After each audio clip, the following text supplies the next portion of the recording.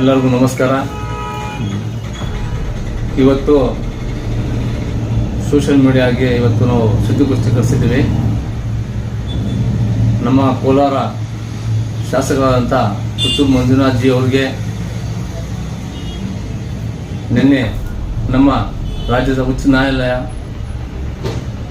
ಏನವರು FIR ರದ್ದು ಕೋರಿ ಏನು ಅರ್ಜಿ ಹಾಕಿದ್ರು ಆ ಅರ್ಜಿ ವಜಾಗೊಳಿಸಿದೆ. ಏನಕ್ಕಪ್ಪ ವಜಾಗೊಳಿಸಿದೆ ಅಂದರೆ ಸಾರ್ವಜನಿಕರಿಗೆ ಎಲ್ಲ ಗೊತ್ತಿದೆ. ಏನು SC/ST ಪ್ರಮಾಣ ಪತ್ರ ಏನು ಸುಳ್ಳು ಅಂತಬಿಟ್ಟು ವರದಿ ಬಂದಿದೆ.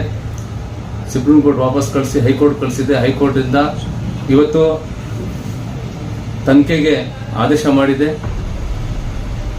ಇವಾಗ ನಮ್ಮ ಉಚ್ಚ ನ್ಯಾಯಾಲಯ ನಮ್ಮ ಸಂವಿಧಾನನ ಎತ್ತಿಡಿದು ಇವತ್ತು ಭಾರತ ದೇಶ ಹಾಗೂ ನಮ್ಮ ಉಚ್ಚ ನ್ಯಾಯಾಲಯಕ್ಕೆ ಗೌರವ ಬಂದಿದೆ. ನಮ್ಮ ಪುತ್ತೂರು ಮಂಜುನಾಥ್ ಅವರು ಕೋಲಾರ ಕಾಣಿಸೋದೇ ಅಪರೂಪ ಕಾಣಿಸ್ಬಿಡ್ತದೆ ಇವಾಗ ನಮಗೆಲ್ಲ. ಅವರು ತಕ್ಷಣ ನ್ಯಾಯಾಲಯಕ್ಕೆ ಗೌರವ ಕೊಟ್ಟು, ಸಂವಿಧಾನಕ್ಕೆ ಗೌರವ ಕೊಟ್ಟು, ತಕ್ಷಣ ರಾಜೀನಾಮೆ ಕೊಟ್ಟು ತನಿಖೆಗೆ ಸಹಕರಿಸಬೇಕಂತದ್ದು ನಮ್ಮ ಉದ್ದೇಶ, ನಮ್ಮ ಮನವಿ. ಅದೇ ರೀತಿ ಏನು ದಲಿತರಿಗೆ ಅನ್ಯಾಯ ಆಗಿದೆ, ಸುಮಾರು 2012ರಿಂದ ಇವರು ಮುಳಬಾಗಿಲು ಶಾಸಕರಾಗಿದ್ದರು. ಅಲ್ಲಿ ಅನುದಾನ ತಗೊಂಡ್ಬಂದರು, ಡೆವಲಪ್ಮೆಂಟ್ ಮಾಡಿದ್ರು. ಅನುದಾನದಲ್ಲಿ ಏನು ಮಾಡಿದ್ರು ಏನು ಗೊತ್ತಿಲ್ಲ, ಏನು ಲಾಭ ಪಡ್ಕೊಂಡ್ರು, ಎಷ್ಟಲ್ಲಿ ಅವ್ರಿಗೆ ಸರ್ಕಾರದಿಂದ ಬರೋ ಸಂಬಳ ಎಷ್ಟಿದೆ ಅದು ಎಷ್ಟೆಲ್ಲ ತಗೊಂಡಿದ್ದಾರೆ ಸಂವಿಧಾನಬದ್ಧ ಸುಳ್ಳು ಪ್ರಮಾಣ ಪತ್ರದಲ್ಲಿ. ಅದೆಲ್ಲ ನ್ಯಾಯಾಲಯಕ್ಕೆ ಹೋಗಿ ನಾನು ತಪ್ಪಾಗಿದೆ ಅಂತ ಒಪ್ಕೊಂಡು ಅಲ್ಲಿ ಎಲ್ಲ ಅವ್ರು ಸರೆಂಡರ್ ಹಾಕೋದು ಸೂಕ್ತ ಅಂತ ನಮ್ಮ ಉದ್ದೇಶ.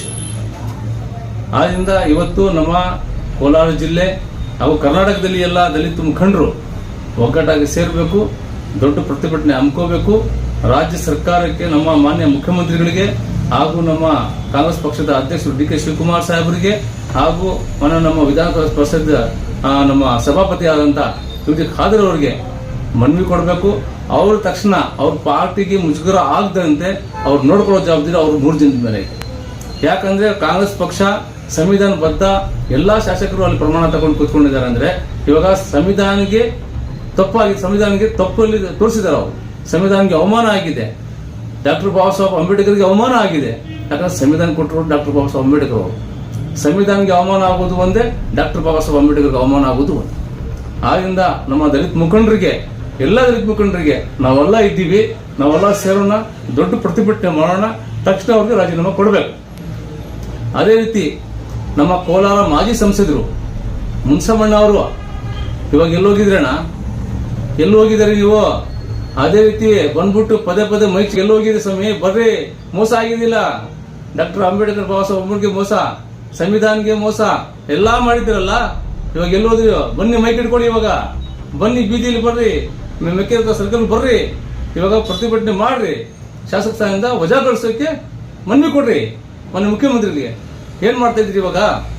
ನಾವು ಕರ್ನಾಟಕ ಟಿಪ್ಪು ಸಂಘರ್ಷದ ವತಿಯಿಂದ ನಾವು ಮುಂದಿನ ದಿನಗಳಲ್ಲಿ ವಜಾಗೊಳಿಸಿಲ್ಲ ಅಂದ್ರೆ, ರಾಜ್ಯ ಸರ್ಕಾರ ಆಗ್ಲಿ ಸ್ಪೀಕರ್ ಆಗಲಿ ವಜಾಗೊಳಿಸಿಲ್ಲ ಅಂದ್ರೆ ನ್ಯಾಯಾಲಯಕ್ಕೆ ಗೌರವ ಕೊಡಬೇಕು. ಗೌರವ ಕೊಟ್ಟು ಅವ್ರಿಗೆ ವಜಾಗೊಳಿಸಬೇಕು. ತಕ್ಷಣ ಅವ್ರಿಗೆ ತನಿಖೆಗೆ ಒಡಿಸ್ಪಡಿಸಬೇಕು, ಅರೆಸ್ಟ್ ಮಾಡ್ಬೇಕಂತ ಅದು ನಮ್ಮ ಒತ್ತಾಯ.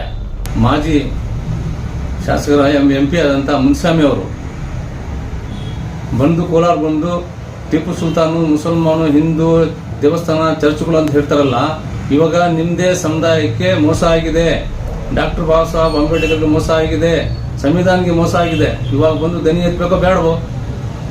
ಮುನ್ಸ್ವಾಮಿ ಅವ್ರು ಏನ್ ಮಾಡ್ತಾ ಇದಾರೆ? ಇವಾಗ ಅವ್ರದ್ದೇ ಸಮುದಾಯಕ್ಕೆ ಮೋಸ ಆಗಿದೆಯಲ್ಲ, ಇವಾಗ ಧ್ವನಿ ಎತ್ತಿಲ್ಲ ಅಂದ್ರೆ ಅವರು ಸಂವಿಧಾನಕ್ಕೆ ಮೋಸ ಮಾಡ್ತಾರಂತ ನನ್ನ ಅನಿಸಿಕೆ.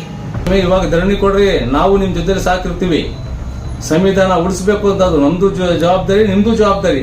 ಇವಾಗ ಸಂವಿಧಾನಕ್ಕೆ ಧಕ್ಕೆ ಆಗಿದೆಯಲ್ಲ, ಇವಾಗ ಬಂದು ದಯವಿಟ್ಟು ಪ್ರತಿಭಟನೆಯಲ್ಲಿ ಭಾಗವಹಿಸಬೇಕು. ಇಲ್ಲ ನೀವು ಮಾಡಿ ನಾವು ಭಾಗವಹಿಸ್ತೀವಿ, ಇಲ್ಲಾಂದ್ರೆ ನಾವು ಮಾಡ್ತೀವಿ, ನೀವು ಬಂದು ಭಾಗವಹಿಸಬೇಕು. ಇಲ್ಲ ಅಂದ್ರೆ ನೀವು ಸಂವಿಧಾನಕ್ಕೆ ಮೋಸ ಮಾಡ್ತೀರಿ ಅಂತ ಬಿಟ್ಟು ನಾವು ಅನುಭವ ಮಾಡಬೇಕಾಗುತ್ತೆ.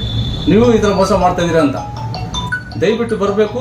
ನೀವು ನಮ್ಮ ಪ್ರತಿಭಟನೆಯಲ್ಲಿ ಪಾಲ್ಗೊಳ್ಬೇಕು, ದನಿ ಎತ್ತಬೇಕು. ಇವಾಗ ಬಂದ್ಬಿಟ್ಟು ಡಾಕ್ಟರ್ ಬಾಬಾ ಸಾಹೇಬ್ ಅಂಬೇಡ್ಕರ್ಗೆ ಮೋಸ ಮಾಡಿರೋದು ಪುತ್ತೂರು ಮಂಜುನಾಥ್ ಅವರು ಸುಳ್ಳು ಪ್ರಮಾಣ ಪತ್ರ ಕೊಟ್ಟು, ಆದ್ರಿಂದ ಜವಾಬ್ದಾರಿ ಎಲ್ಲಾ ಜವಾಬ್ದಾರಿ ಇದೆ.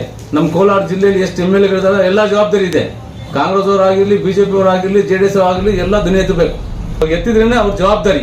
ಸಂವಿಧಾನಕ್ಕೆ ಉಳಿಸಬೇಕು ಅಂತದ್ದು ಅವ್ರ ಜವಾಬ್ದಾರಿ ಇದೆ, ನಮ್ದು ಜವಾಬ್ದಾರಿ ಇದೆ. ಅವ್ರು ಬಂದು ಪ್ರತಿಭಟನೆಯಲ್ಲಿ ಪಾಲ್ಗೊಳ್ಬೇಕು ಅಂತದ್ದು ನಾವು ಅವ್ರಿಗೆ ಕರೆ ಕೊಡ್ತಾ ಇದ್ವಿ, ದಯವಿಟ್ಟು ಬರಬೇಕು ಅಂತ. ನಿಮ್ಗೆ ನಂಬಿಕೆ ಇದೆ ಮುನ್ಸ್ವಾಮಿ ಅವರು ಬರ್ತಾರೆ, ಧ್ವನಿ ಎತ್ತಾರೆ? ಬಂದಿಲ್ಲ ಅಂದ್ರೆ ಅವರು ಅಂಬೇಡ್ಕರ್ಗೆ ಮೋಸ ಮಾಡ್ತಾ ಇದಾರೆ ಅಂತ ಲೆಕ್ಕ, ಸಂವಿಧಾನಕ್ಕೆ ಮೋಸ ಮಾಡ್ತಾ ಇರೋದು ಲೆಕ್ಕ. ಅವರು ಆ ಮೀಸಲು ಕ್ಷೇತ್ರದಿಂದ ಗೆದ್ದಿರೋದು ಇವ್ರು 5 ವರ್ಷ ಇಲ್ಲಿ ಗೆದ್ದಿದ್ದಾರೆ.